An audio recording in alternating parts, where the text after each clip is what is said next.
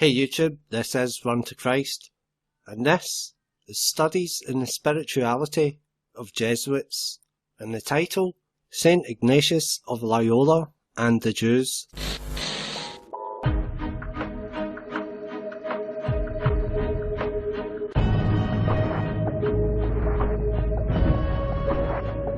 He knows the truth.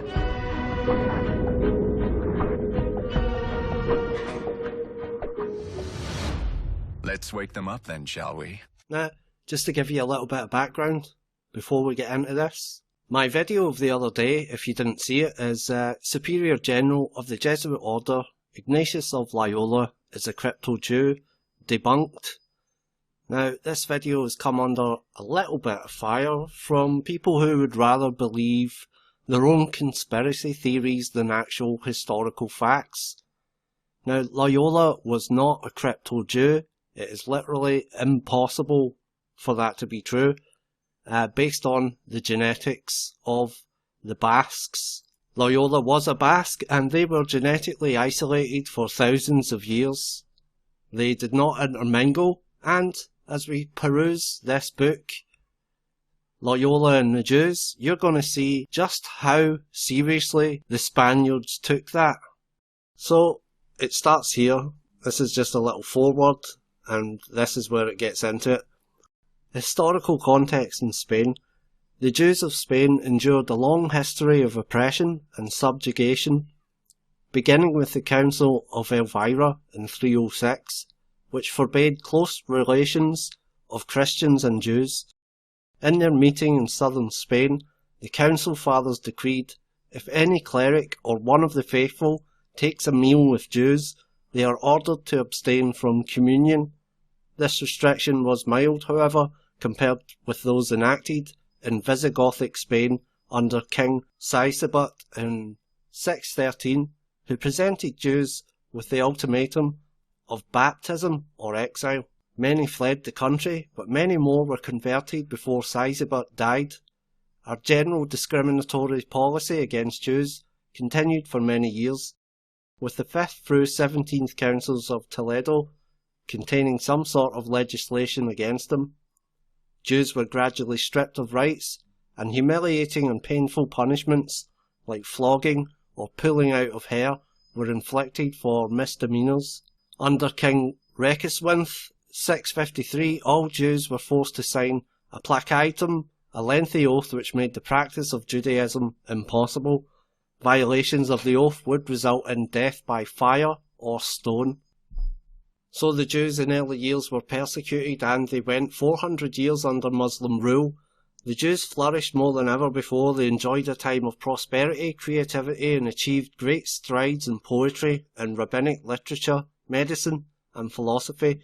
So successful was this period that the latter half became known as the Golden Era of the Jews in Spain. So what happened next is a fanatical Almohads and their ultimatum, Islam or death. Many Jews fled north to Christian Spain, where the Reconquista was making its slow progress. Now, if we jump forward a bit in time here, a succession of humanist kings in Christian Spain from the 11th to 14th centuries showered the Jews with honours and favours because of their economic and creative abilities.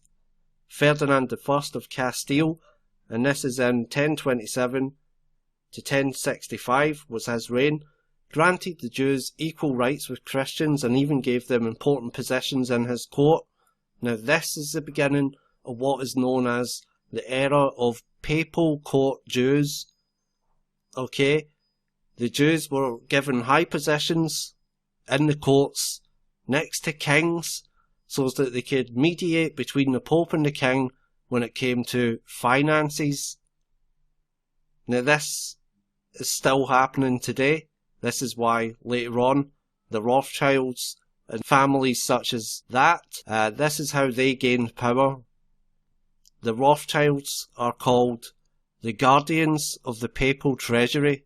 As you can see here, this is the Jewish encyclopedia. Okay, the Rothschilds are Jewish, so this is them recording their own history, and it's from their own mouths. It is a somewhat curious sequel to the attempt to set up a Catholic competitor to the Rothschilds, that at the present time the latter are the guardians of the papal treasure. So the Rothschilds are the Catholic Church accountants, basically. Okay? The papacy is the one in control, not the Rothschilds. As we can see in the next sentence, of recent years the Rothschilds have consistently refused to have anything to do with loans to Russia.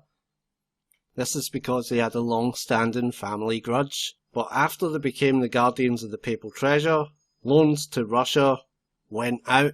Now this happened in 1893, but the Jews are in high positions in Europe. That's why they were called papal court Jews. They were appointed by the Pope to act as go-betweens amongst kings and the papacy. Continuing in Loyola and the Jews, Jewish prestige and power were especially evident in the court of Toledo, the capital of Castile, and among the nobles. No king was without a Jewish minister, councillor or physician. Assuming control of court finances, Jews also lent money and collected taxes. Envy of their success mounted over the years, however, to such a fever pitch that in 1391, 4,000 Jews were killed in Seville. Carnage spread throughout Spain, sweeping through 70 Jewish communities, until in the end, some 50,000 Jews were dead, and many more had been baptized. In some districts, not a single Jew was left. So the presence of this large number of newly baptized Jews, or conversos as they were called, would to a large extent determine the future of Jews in Spain. The Church saw the Jews as a threat to the conversos, and the state saw them as a hindrance to the unification of Christendom. Moreover, not all of the conversos had truly become Christians. Many adhered outwardly to Christianity, but in varying degrees continued secretly to practice Judaism. This is where we get the term crypto-Jew, which just means hidden Jew. By 1492, not one Jew remained in Spain. It cites the establishment of the Inquisition, segregation of Jews into separate quarters, and expulsion of the Jews from Andalusia as steps that were taken, but still, the conversos problem remained. The decree states, "We have been informed by the inquisitors and by other persons that the mingling of Jews with Christians leads to the worst evils. The Jews try their best to seduce Christians and their children, bringing them books of Jewish prayers and telling them of the days of the Jewish holidays." So, over the years, as sentiment against the Jews grew, the distinction between these groups became blurred, and that between converted and non-converted Jews seemed to disappear. Their bad blood, mala sangre, many thought made all the Jews, whether converted or not, evil and perverse. Now this is genetic racism at its finest, and it was perpetrated by the Catholic Church. And everybody who was Catholic, especially in Spain, that's what they believed. Because the Spanish, as you're about to find out, had a really big deal about blood and who you were related to. Eventually, it continues to say, limpieza de sangre, purity of blood was a major concern. Purity of blood, I see. So that's rather like how Adolf Hitler used to think, wasn't it? Purity of the Aryan race. Yeah, the purity of blood was a major concern. So they didn't want to have relations with the Jews because of their bad blood. The bad blood made them evil and perverse. This is just pure out and out racism. Judaism had not become only a religious problem, but an ethnic one as well. It was in this context that Ignatius of Loyola, the seventh son of an old Basque family, the Onaz of Loyola, hardly 1 year before the edict of expulsion was signed, so he cannot be a Jew. It's just impossible, because the genetic test done in 2015 proves that they've had the same bloodline for thousands of years. So it goes on. He probably met no Jews during his childhood in Spain. The first mention of any kind of connection that he might have had with Jews or Jewish Christians does not occur until he was interrogated by the Inquisition soon after his conversion. Here perhaps is his early attitude towards Jewish Christians revealed. So Ignatius, while at Alcala studying and giving the spiritual exercises, Ignatius was investigated 3 times by the Inquisition. You would think if the Inquisition investigated him 3 times for being possibly a crypto-Jew, that they would have found out.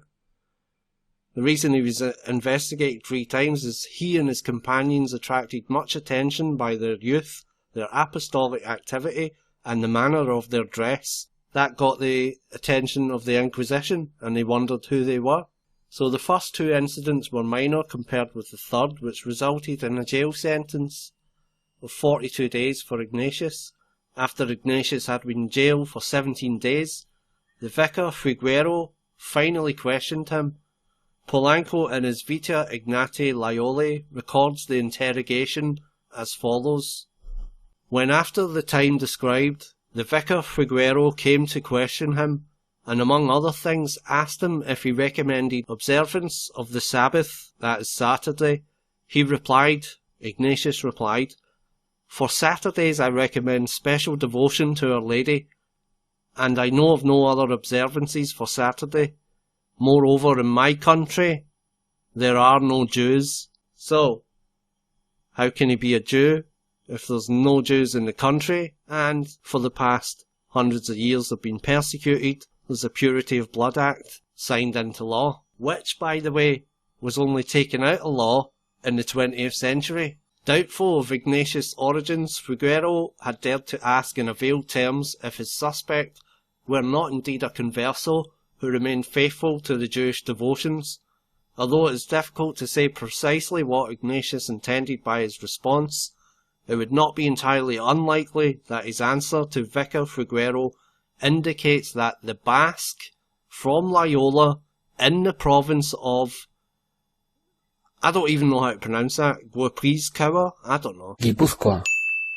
Found the suggestion offensive. This would certainly be in keeping with the attitude of most Guipuzcoans, who boasted that no Jew was even allowed to remain overnight in their province. Perhaps Ignatius too shared the sentiments of his fellow Guipuzcoans, who assumed a superior stand to even old Christians from other Spanish provinces.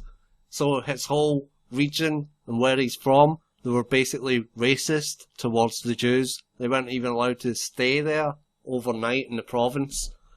And some people would like me to believe that Ignatius Loyola was a crypto-Jew, and that somewhere in his Spanish noble racist family, the Onaz of Loyola, somewhere they married a Marrano and had babies.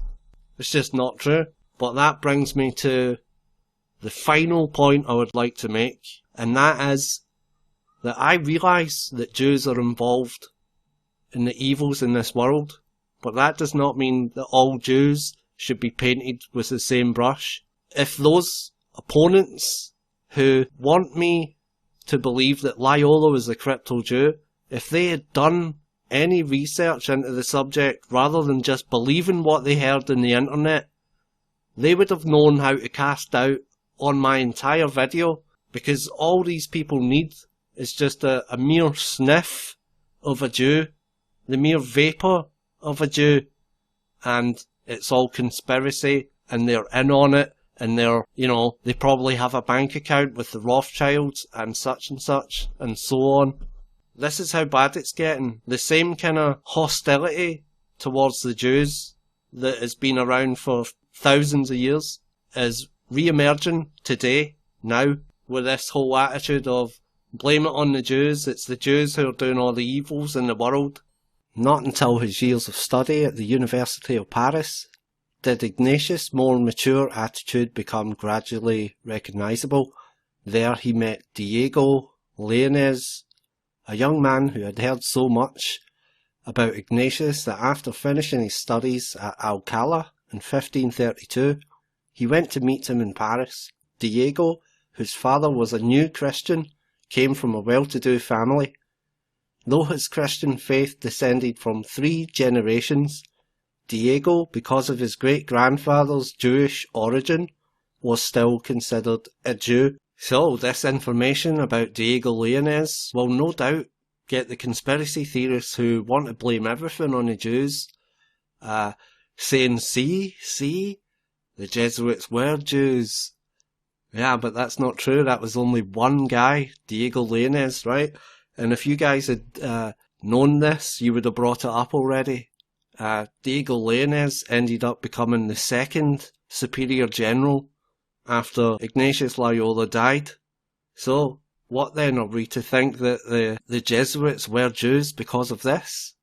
I think not. Because even though Ignatius Loyola was favourable towards the Jews, the Pope eventually enacted a papal bull which Ignatius did not object to.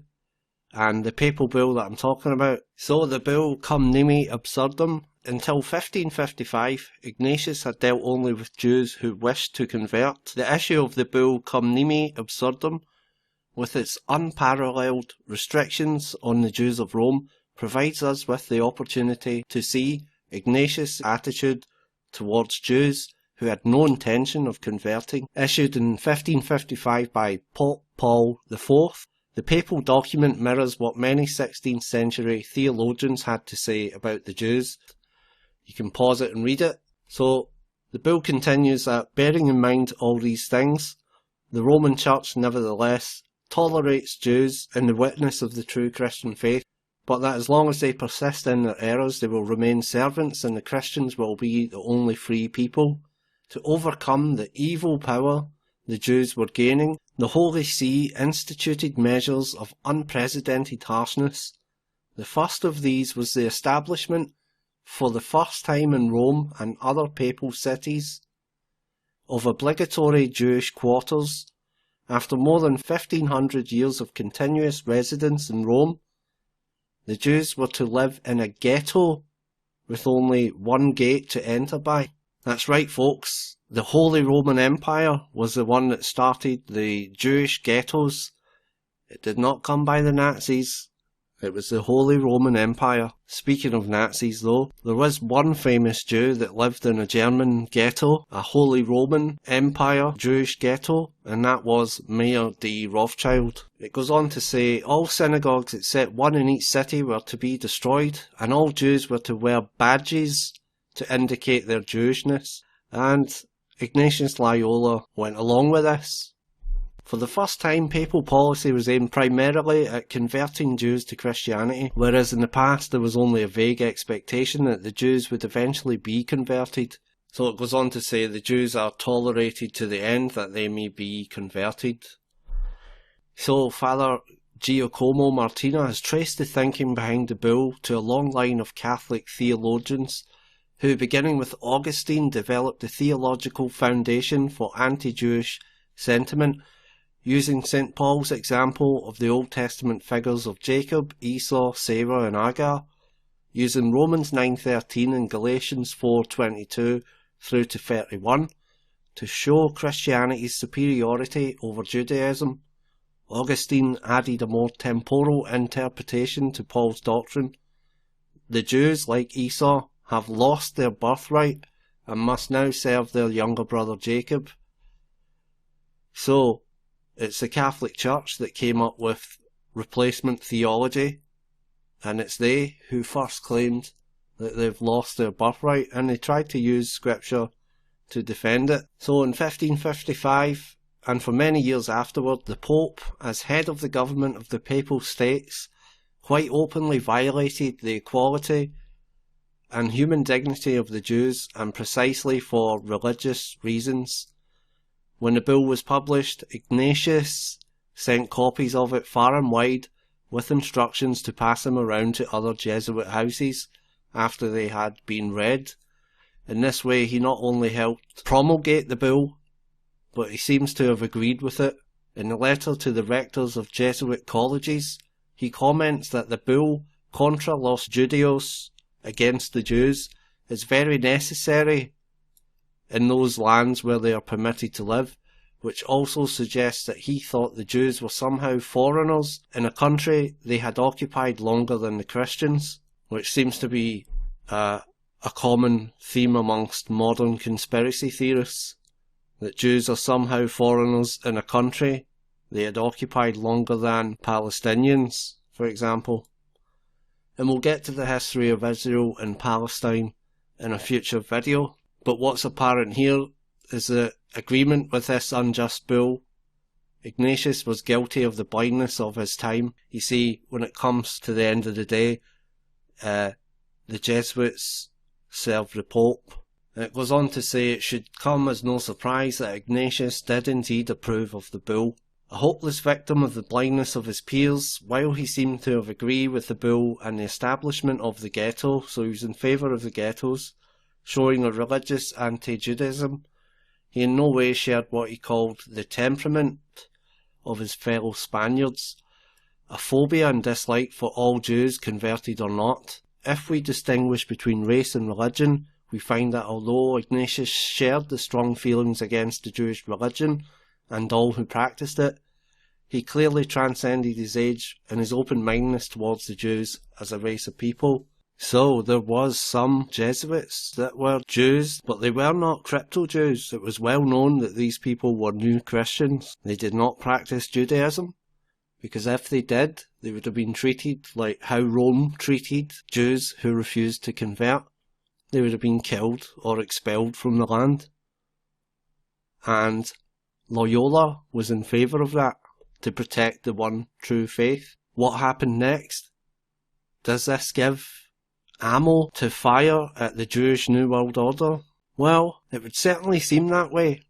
But let's not get ahead of ourselves, because there's still a lot of history that follows the appointment of a Jew, or at least by ancestry, Diego Lainez, to the Superior General. What happened after that, however, should be taken note of, and here we go. The press for restrictive legislation did not stop at the death of the first general, that's Loyola.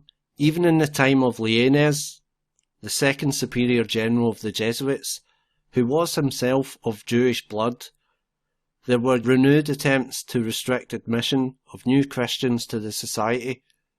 The third general, Francis Borgia, also endured and resisted the same harangue as Ignatius from advocates in Spain of the purity of blood. But it was not until the time of the fifth general, Claudio Acquaviva, that those who sought to exclude anyone from Jewish lineage finally won out. In 1592, Acquaviva wrote to the provincials of Spain, that's the Jesuits, ordering them not to receive new Christians into the society. The final blow to the Ignatian attitude of openness came in 1593 at the Fifth General Congregation, that's where they decide the Superior General. With the passage of its Decree 52, no one of Jewish or Muslim backgrounds could ever enter the society. Further, not even the General could dispense from this impediment. The characteristic outlook of the Spanish elite had finally won out. The matter was again raised in the Sixth General Congregation in 1608, and the decree was mitigated to exclude only those whose Christianity could not be traced to 5 generations. This impediment was commonly called the impediment of origin. These rules stood unchanged until the General Congregation in 1928, a time which we can now see the first effective beginnings of the desire for adaptation to modern circumstances, which produced the Vatican Council II, and with it has become so strong. In a similar fashion, the impediment of origin remained unchanged from 1593 until well into our 20th century. It was 1946 to be exact, as we see here. The General Congregation, convened in 1946, as soon as possible after the close of World War II, abrogated the impediment of origin. So you can see that from 1593 to 1946, no Jew or Muslim was allowed in the Jesuits. There was only a few of them originally, and they were not crypto-Jews. It was well known that they were Jews, they were not hidden. So this, I feel, goes a long way to debunking any notion that Zionist Jews created the Jesuits the Jesuits wanted to convert Jews and kill anyone that didn't. I really hope that you've enjoyed this video. If you did, please hit the like button and share it with your friends. Subscribe if you haven't already. This has been Run to Christ. God bless you all.